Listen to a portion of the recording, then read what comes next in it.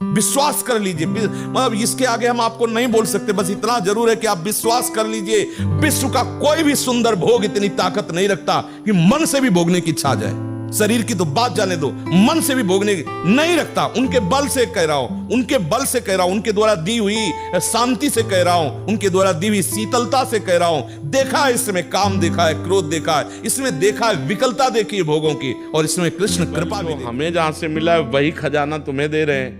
मान लो हम कह रहे राधा राधा जपो, भगवत चर्चा सुनो, तो इसी से तो हमें बल मिला है। जिस बल से हम टिके हुए हैं वही बल हम सबको दे रहे हैं।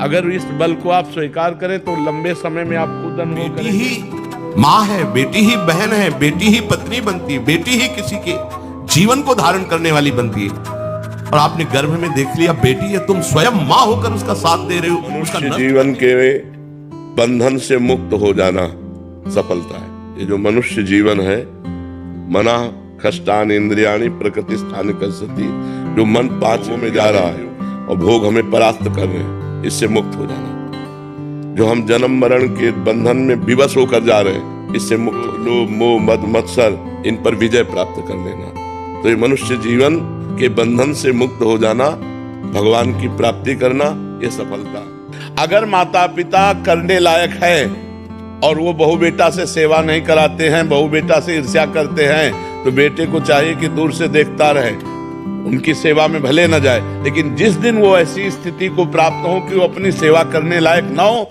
उस दिन वो गाली दे तो भी उनकी सेवा करनी चाहिए। 8-8 बजे तक जो 9-9 बजे तक सोते, उनका जीवन ही व्यर्थ है। सूर्य भगवान उदय हुए और जो सैया में सो रहा है, उसकी आयु श्री कीर्ति बुद्धि सब नष्ट हो जाती है। अगर कम बोलना सीखना चाहते हो तो नाम जप करो।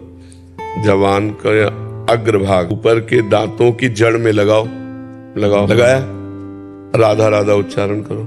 कर रहे, थोड़ी देर करने के बाद देखना आपकी बोलने की इच्छा नहीं होगी। ये स्थिति होती है। हम अपनी गलती को सुधारें, और असफलता मिलना सफलता का एक प्रतीक है कि हमें और जोश आना चाहिए। आप जीवन में कभी असफल नहीं होंगे। रात दिन पढ़ाई करो, ब्रह्मचर्य से रहो, भगवान का नाम जप करो, माता पिता की आराधना करो।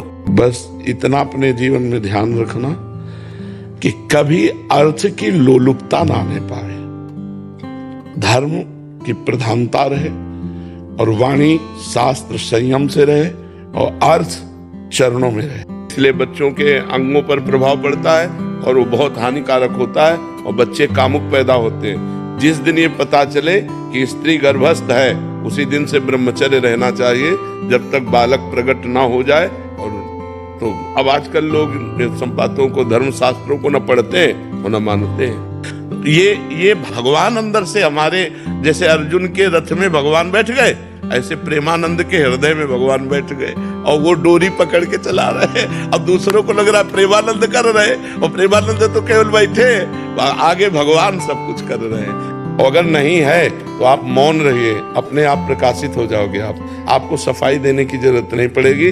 अपने आप सामने वाले को भगवान नीचा दिखा देंगे, जो आपको नीचा दिखाना चाहता है। पर कभी कभी ऐसा होता है कि जैसे कई हमने पाप किए। प्राप्ति कठिन नहीं है, भगवान की प्राप्ति का मार्ग जानना कठिन है। अगर मार्ग जान जाओ तो कोई कठिन नहीं भगवत प्राप्ति।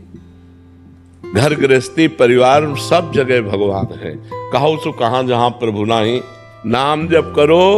घर गृहस्थी में जहां हो वहीं परिवार को अपना भगवान मानकर सेवन करो। इसका मूल जो मंत्र है वो भगवान का नाम है, क्योंकि उसी से बुद्धि शुद्ध होगी, उसी से पाप नष्ट होने मिलेगा, तभी आप इस मार्ग में चल पाएंगे।